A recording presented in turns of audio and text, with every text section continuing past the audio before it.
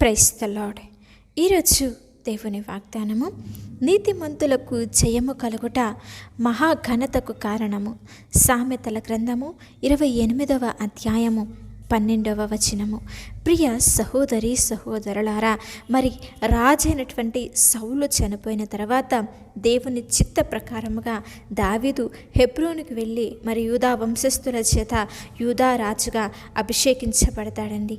దేవుడు వాగ్దానము చేసినట్లుగానే దావీదును ఇశ్రాయేలు మొత్తానికి రాజుగా ఎలా నిలబెట్టాడో అలాగే సౌలు వంశము కూడా అంతరించిపోయిందండి. దావీదు ఏదో ఒక్క రోజులోనో 2 రోజుల్లోనో ఇశ్రాయేల్ మీద రాజుగా మరి అభిషేకించబడలేదు. అతడు ఆ సింహాసనాన్ని అధిష్ఠించడానికి పొందుకోవటానికి తన జీవితంలో ఎన్నో శ్రమలు పడ్డాడు, కష్టములు పడ్డాడు, నిందలు పడ్డాడు. మరి తనని చంపాలని అందరూ కూడా తరుముతున్నటువంటి పరిస్థితుల్లో ఆయనే ఆధారమని దేవుని కొరకు ఎదురు చూసి ఆయన చేయబోయే కార్యముల కొరకు ఆయన మీద ఆశ కలిగి ఉన్నాడండి. ఒక సామాన్య గొర్రెల కాపరి, అలాంటిది రాజుగా ఉన్నాడు అంటే అది అతనికి దేవుడిచ్చినటువంటి విజయమే, ఆయన అనుగ్రహించినటువంటి గొప్ప విజయం. కనుక ఈరోజు మన జీవితాలలో కూడా ప్రతి ఒక్క శ్రమల నుంచి, బాధల నుంచి, కష్టముల నుంచి, అనేక విధమైనటువంటి ఆర్థికపరమైన సమస్యలన్నిటిలో నుంచి, ప్రతి ఒక్క అపవాది బంధకాలన్నిటిలో నుంచి మనము విజయమును, జయమును పొందుకోవాలి అంటే దేవుని యొక్క కాపుదల మనకు కావాలి. ఆయన మనలను నడిపిస్తేనే, ఆయన మనకు తోడుగా ఉంటేనే మనము మన జీవితాలలో విజయమును పొందుకుంటాము. మరి మనం విజయమును పొందుకోవాలి, ఆయన మనకు తోడుగా ఉండాలి అంటే మనం ఏమి చేయాలో తెలుసా? మొట్టమొదటిగా ప్రార్థన ద్వారా మనము విజయమును పొందుకుంటామండి. యాకోబు అంటున్నాడు కదా, అయ్యా నువ్వు నన్ను ఆశీర్వదిస్తేనే, నువ్వు నన్ను దీవిస్తేనే నేను నిన్ను వదిలివేస్తానని చెప్పి ఆ రాత్రంతా కూడా ప్రార్థనలో పోరాడి ఆశీర్వాదమును తన జీవితంలో పొందుకున్నాడు. మరి ఈరోజు మనకి అటువంటి ప్రార్థన అనుభవం ఉన్నదా? ప్రార్థనలో పోరాడే అనుభవము మనకున్నదా? ప్రార్థన చేస్తున్నాము కానీ మనలో విశ్వాసం ఉండట్లేదు. అవిశ్వాసం అనేది వస్తుంది. అవిశ్వాసపు ఆత్మకు మనము అవకాశం ఇస్తున్నాము. ఇది జరుగుతుందంటావా? నా పట్ల ఈ కార్యము జరుగుతుందా? లేకపోతే నా బిడ్డల జీవితాల్లో ఈ ఉన్నతమైనటువంటి మేలులను పొందుకుంటారా అని చెప్పి అటు ఇటు 2 పడవల మీద కాళ్ళు వేసిన వారంగా మనం ఉంటున్నామండి. అలాగ కాకుండా నా దేవుడు నా పట్ల కార్యము జరిగిస్తాడని విశ్వాసము ద్వారా ఎవరైతే ప్రార్థిస్తారో ఖచ్చితంగా వారి జీవితంలో ఎదురవుతున్న ప్రతి ఒక్క ఆటంకముల నుండి, ప్రతి ఒక్క అడ్డుబండలన్నిటిలో నుంచి కూడా విడుదలను, జయమును, విజయమును పొందుకుంటారు. మరి ఇశ్రాయేల్ ముందు ఎరుకు కోటగోడలు ఉన్నాయి. అవి ఎలా కూలిపోయాయండి? వీళ్ళు ప్రతిరోజు కూడా మొదటి నుంచి 6 దినములు వరుసగా ఆ ఎరుకు కోటగోడల చుట్టూ తిరుగుతూ దేవుణ్ణి స్తుతించారు. మరి 7వ రోజు వచ్చేసరికి 7 మార్లు ఆ యొక్క గోడ చుట్టూ తిరిగి మరి స్తుతులు చెల్లిస్తూ దేవుని యొక్క జ్ఞానాన్ని గనపరుస్తూ ఉంటే ఆ కోటగోడలు ఏమైపోయాయి? కూలిపోయాయి. పౌలు శీలలు కూడా అర్ధరాత్రి వేళ సమయంలో దేవుని యొక్క నామమును స్తుతిస్తుంటే చెరసాల బంధకాలన్నీ కూడా కదిలిపోయాయి కదండి.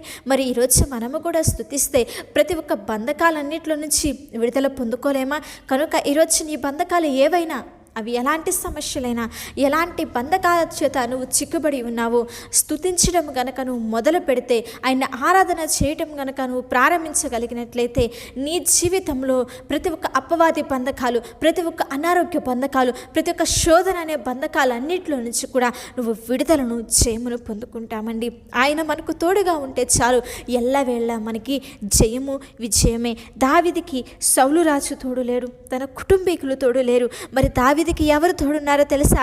మరి గొలియాతుని ఎదిరించే సమయంలో ఆ సర్వోన్నతుడైన దేవుడు దావీదుకి తోడుగా ఉన్నాడు కాబట్టి దావీదు విజయమును పొందుకున్నాడు. కనుక ప్రియ సహోదరి సహోదరులారా, దావీదు వలె మన జీవితంలో కూడా విజయమును పొందుకోవాలి, జయ జీవితమును మనము కూడా చూడాలి అంటే ఆయన రక్తంలో కడగబడి తిరిగి జన్మించుట ద్వారా, ప్రార్థించుట ద్వారా, విశ్వాసము ద్వారా, ఆయనకు స్తుతులను చెల్లించటం ద్వారా మనం మన జీవితాలలో విజయమును, జయమును పొందుకుంటాము. ప్రతి ఒక్క పాపం అనే బంధకము నుండి, శాపం అనే బంధకము నుండి, మరణం అనే బంధకము నుండి సాతానుపై విజయమును పొందుకొని మన జీవితాలలో జీవితాలలో గొప్ప ఉన్నతమైనటువంటి మేలులను చూస్తాము.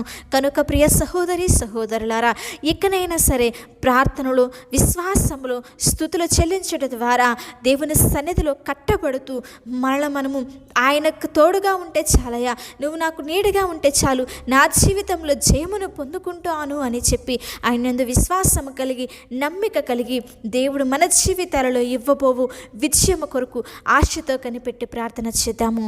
చిన్న ప్రార్థన చేసుకుందామా? ప్రేమామయుడా, కృపమయుడా, నీకే స్తోత్రములు చెల్లించుచున్నామయ్యా.